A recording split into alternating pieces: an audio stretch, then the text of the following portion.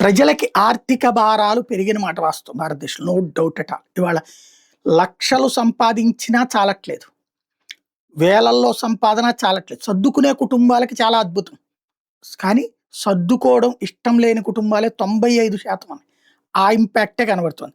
మన దేశంలో ఇప్పుడున్న అతిపెద్ద సమస్య ఏంటంటే వాస్తవం గ్యాస్ సిలిండర్ 900కి వస్తది. కానీ బియ్యం, పప్పులు తక్కువే ఉన్నాయి. భారీగా ఏం లేవు. గ్రోసరీస్ ఒక కుటుంబానికి 10,000 నుంచి 15,000 పడుతుంది. హెల్త్ ఇన్సూరెన్స్ 1000, 2,000 రూపాయలు పడుతుంది. కానీ అతిశయంతో బ్రతకడం, లేకపోతే పక్కవాడు అలా బతుకుతున్నప్పుడు మనం అలా లేకపోతే మనల్ని చులకనగా చూస్తారన్నటువంటి ఉద్దేశంతో పెరిగినటువంటి ఇంపాక్ట్. ఇవాళ ఓ పక్కన పాలు రేట్లు ఇట్లాంటిది కాదు.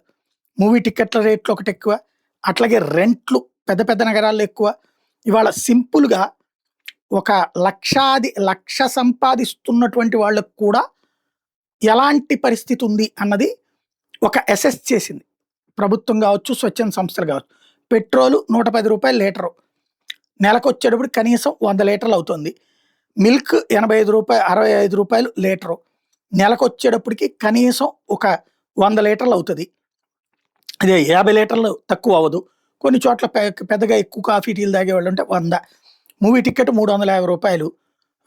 ఇది మొత్తం కలిపితే నెలకి ఓ 4 సినిమాలు చూస్తే అక్కడ పాప్‌కార్న్ వీటన్నిటితో కలిపితే ఒక్కొక్కళ్ళకి రూ. 1000 లెక్క. రెంట్ 2 BHK ఈ మెట్రో నగరాల్లో 25,000కి అంటే లేబర్ ఏరియాలో పెరగడం. 35,000 పైన అపార్ట్మెంట్‌లో, ఫ్లాట్‌లలో ఉంటుంది. IPhone base మోడలే 80,000. స్కూల్ ఫీజులు 1,50,000 ఏడాదికి. Gas cylinder 900. ఇంటర్నెట్ బ్రాడ్‌బ్యాండ్ 800 నెలకి. ఎలక్ట్రిసిటీ బిల్ 2,500 నెలకి మినిమం. గ్రోసరీ ఒక ఫ్యామిలీకి ముగ్గురుంటే 10,000 నుంచి 15,000.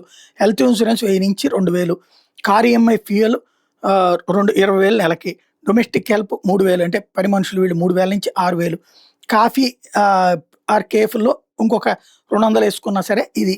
ఇక్కడ ఒక కుటుంబం మొత్తం గనక ఆ సంపాదన మీద ఆధారపడితే అసలు ఇక తట్టుకోలేని పరిస్థితి ఉంది. భార్యాభర్త కలిసి సంపాదిస్తే కూడా తట్టుకోలేని పరిస్థితి పెరిగిపోతుంది.